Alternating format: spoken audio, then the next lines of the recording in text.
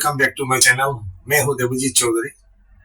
आज हम आप लोग को हाई एंड डेस्कटॉप कैसे बनाया जाता है, इसमें क्या क्या कॉन्फ़िगरेशन चाहिए, क्या बेहतर होता है, इसमें क्या क्या अच्छा क्वालिटी का सामान हम लोग लगा सकते हैं, इसका क्या डिफरेंसेस आता है, इसका स्पीड वगैरह में, उसके बारे में डिटेल्स में बताएंगे।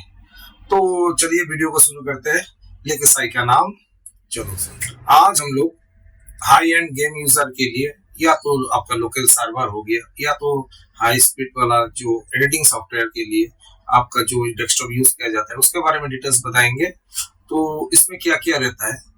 जनरली आपका डेस्कटॉप में एक सीपीयू रहता है, इसके अंदर में क्या रहता है, इसके अंदर में एक प्रोसेसर रहता है, एक आपका मदरबोर्ड रहता है, इसमें रैम रहता है, इसमें स्टोरेज में आपका हार्ड डिस्क रहता है और एसएमपीएस रहता है, कैबिनेट रहता है और आपका आउटपुट में मॉनिटर हो गया कि इनपुट में कीबोर्ड माउस वगैरह हो गया, उसमें वाईफाई आपका कनेक्टर करने के लिए लैन पोर्ट भी रहता है, वाईफाई का भी आप एक्स्ट्रा लगा सकते हो। सो उसका डिटेल्स में एक बाय स्टेप मैं आपको डिटेल्स बता रहा हूँ। पहले हम एसएमपीएस के बारे में बोल रहे हैं, कैबिनेट प्लस एसएमपीएस। एसएमपीएस जब लेंगे आप गेमिंग के लिए या तो सर्वर के लिए तो थोड़ा हाई एंड अच्छा क्वालिटी का बड़ा वाला आप एसएमपीएस इसमें आपका या उसमें से कोई अंदर में गर्मी ना हो।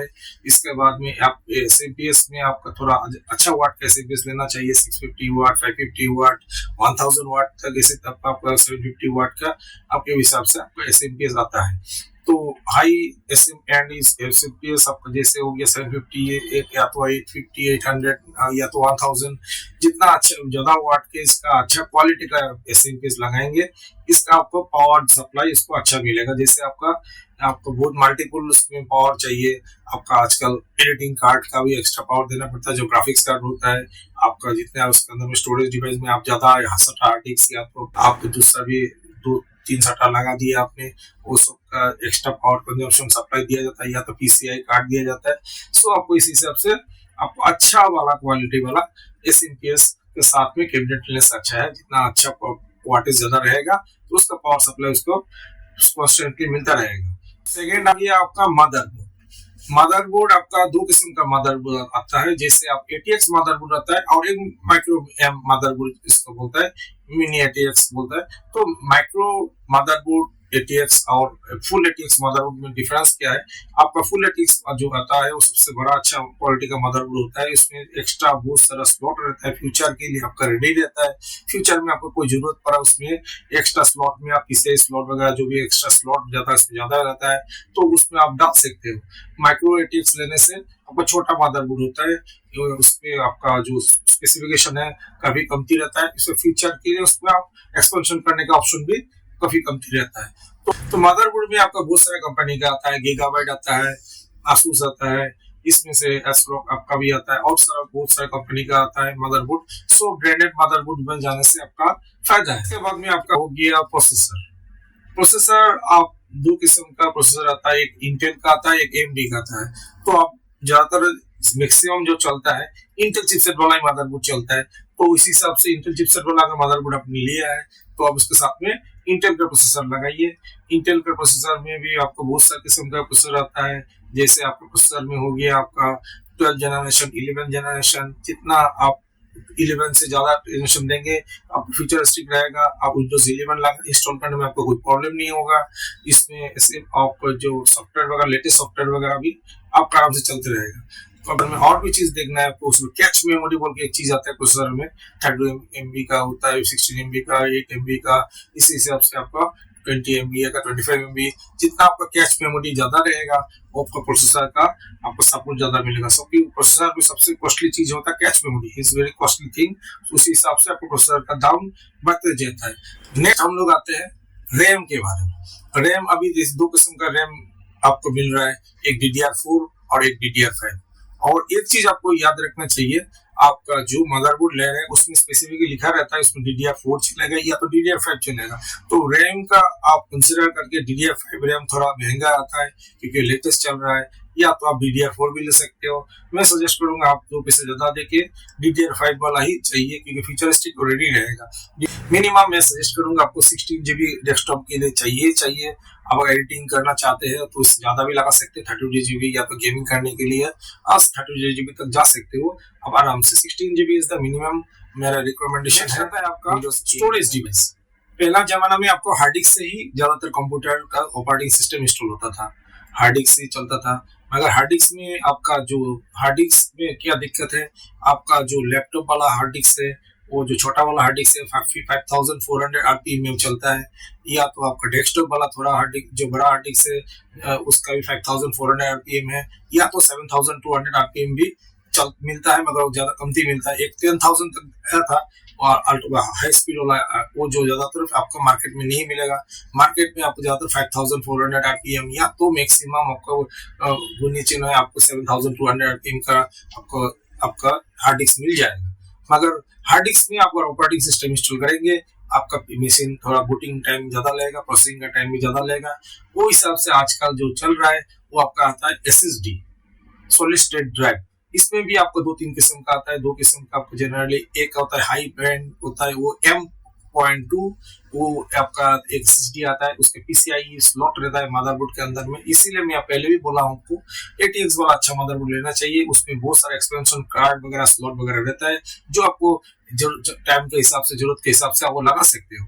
तो आपका M.2 वाला एसएसडी ड्राइव अगर आप एसएसडी कार्ड लगाते हो, जैसे 512 GB या तो आप 1 TB जो भी हो, या तो 256 GB का भी आता है, काफी कॉस्टली आता है। तो उसमें क्या होता है, उसमें आपका ऑपरेटिंग सिस्टम हम लोग इंस्टॉल करते हैं। आप 256 तक भी जा सकते हो, सबसे मिनिमम में 256 GB भी लगा सकते हो। मगर उसमें हम लोग क्या करेंगे, एसएसडी में जो सी ड्राइव बनाएंगे उसमें हम लोग ऑपरेटिंग सिस्टम ही इंस्टॉल करेंगे। तो साथ में हम लोग एक्स्ट्रा आपका साटा हार्ड डिस्क लगा सकते हैं। वो लगाने से उसमें आप हम लोग डाटा बैकअप वगैरह स्टोरेज वगैरह के लिए लगा सकते हैं। और एसएसडी हम लोग लगा देंगे वो काफी कॉस्टली आ जाएगा। ऊपर से एसएसडी एक चिपसेट होता है, मेमोरी चिपसेट में एसएसडी चलता है, कभी आपका कुछ एसएसडी खराब हो गया तो आपको पूरा डाटा ही लॉस हो जाएगा। एज कम्पेयर एसएसडी आप साटा हार्ड डिस्क जो होता है वो ज्यादा रिलायबल है। हम लोग का उस ग्राफिक्स कार्ड एक मदरबोर्ड में इनबिल्ट ग्राफिक्स भी रहता है, इनबिल्ट चिप्स ग्राफिक्स चिप्स रहता है। जैसे इंटेल का मदरबोर्ड में आपका इंटेल ग्राफिक्स कार्ड इनबिल्ट रहता है, उसमें 512 MB वो शेयर होता है। आपका जितना भी 16 GB या 32 GB का जो आपने DDR3 4 5 जो लगाया आपने, उसमें से आपका डाटा शेयरिंग होता है, आपका एक पोर्शन शेयरिंग होता है 512 MB, इसमें से आपका शेयरिंग होकर आपका डिस्प्ले चलेगा। मगर उसमें दिक्कत क्या है, उसमें आप एडिटिंग वगैरह हाई एंड गेम्स वगैरह खेल नहीं सकते, उसमें ग्राफिक्स का क्वालिटी इतना अच्छा नहीं होगा। वो आपका मशीन के ऊपर में आपका जो परफॉर्मेंस के ऊपर में प्रेशर पड़ेगा। तो उसी जगह में हम लोग आपको सजेस्ट करेंगे, आप अगर हाई एंड यूजर है, या तो आप ग्राफिक्स डिजाइनिंग कर रहे हैं, या तो एडिटिंग कर रहे हैं, या तो आप गेमिंग में है, तो आप एक्स्ट्रा आप एक ग्राफिक्स कार्ड लगा लीजिए। आजकल ग्राफिक्स का PCI इंटू 16 पोर्ट में आता है, उसमें आप एक ग्राफिक्स कार्ड लगा लीजिए। उसमें ग्राफिक्स कार्ड में भी आपका मिनिमम 2 GB 4 GB या तो 8 GB हिसाब से 16 GB के हिसाब से ग्राफिक्स कार्ड मिलता है। आपका मिनिमम एडिटिंग या तो गेमिंग के लिए मिनिमम 4 GB ग्राफिक्स कार्ड आपको चाहिए, या तो आप 8 GB भी लगा सकते हो। जैसे मैंने लगा 8 GB लगाने से आपको बेनिफिट मिला, उसमें 4K क्वालिटी ऑफ एडिटिंग कर सकते हो। उसका ये ग्राफिक्स कार्ड का जो 8 GB का ग्राफिक्स कार्ड रहेगा, उसमें भी आपका DDR5 DDR6 इसका ग्राफिक्स कार्ड में भी इसका क्वालिटी आता है। इसमें आपका वो कंपनी के हिसाब से भी सामान मिलता है, जैसे आपका आसूस का भी आता है, आपका इस AMD का भी आता है, NVIDIA का चिपसेट आता है, आसूस बनाता है, या तो आपका दूसरा कंपनी का गीगाबाइट का भी आता है, सब ब्रांड्स MSI का भी आता है। इस हिसाब से आप जो आपको अच्छा लगे, या तो आप जिस AMD का भी जाएंगे, AMD एसरॉक बनाते, एसरॉक की तरफ से भी AMD का रेडियन चिपसेट वगैरह ग्राफिक्स कार्ड आता है, काफी अच्छा है। मगर ज्यादा चलता है NVIDIA ही ज्यादा चलता है, क्योंकि ये ज्यादातर मार्केट में NVIDIA के ग्राफिक्स कार्ड चलता है, मगर एज कम्पेयर टू AMD। मगर AMD भी इसमें क्या डिफरेंस है, जो ज्यादा चलता है उसमें ज्यादा आपको सपोर्ट मिलेगा, ड्राइवर सपोर्ट बाद में मिलेगा, कुछ भी इसका कंपेटेबिलिटी ज्यादा आता है। मगर AMD ग्राफिक्स कार्ड भी आपका जो अगर मदरबोर्ड में सपोर्ट लिया वो भी लगा सकते हो, वो उसका भी परफॉर्मेंस काफी अच्छा है, उसका चिपसेट वगैरह भी दमदार है, मगर वो ज्यादा नहीं चलता है, कम चलता है एज कम्पेयर टू NVIDIA। तो ग्राफिक्स कार्ड में भी आपका एक्स्ट्रा पोर्ट रहता है, इसमें से 2 3 4 आप एक्स्ट्रा पोर्ट रहता है, इसमें से डुअल मॉनिटर चला सके हो। आपका आता है आपका ऑपरेटिंग सिस्टम, जो मेन सॉफ्टवेयर होता है कंप्यूटर चलाने के लिए, ऑपरेटिंग सिस्टम इसमें से सबसे ज्यादा ही चलता है विंडोज वाला ऑपरेटिंग सिस्टम। आप मैक वाला भी अलग से आता है, या तो वो ज्यादा कम चलता है, वो हाई एंड यूजर के लिए यूज होता है, मैक ऑपरेटिंग सिस्टम भी आता है। और या तो सबसे ज्यादा चलता है माइक्रोसॉफ्ट, बिल गेट्स का जो बना हुआ कंपनी है माइक्रोसॉफ्ट का अभी 10 का भी वर्जन चल रहा है, या तो विंडोज 11 के भी वर्जन चल रहा है। 10 अगर आप यूज कर रहे हैं, उसमें आपको 22H2 अपडेट वगैरह होना चाहिए आपका एडिटिंग या तो गेमिंग वगैरह के लिए। उसमें लेटेस्ट वाला उसमें आपका अपडेट है विंडोज 10 या इसमें आप ये दो चीज देखना पड़ेगा। आप ज्यादातर 8 GB का ज्यादा रैम यूज कर रहे हो तो सबसे ज्यादा अच्छा होता है 64 बिट वाला ऑपरेटिंग सिस्टम इंस्टॉल करें instead of 32 bit. So friends, आपको अगर डेस्कटॉप अच्छा क्वालिटी का डेस्कटॉप बनाना है आपको गेमिंग के लिए या तो एडिटिंग के लिए या तो हाई एंड यूज के लिए, कोई भी आपको ज्यादा लॉन्जिविटी यूज करने के लिए, तो कृपया हमसे कांटेक्ट कर सकते हो। हम लोग असेंबलिंग करते हैं।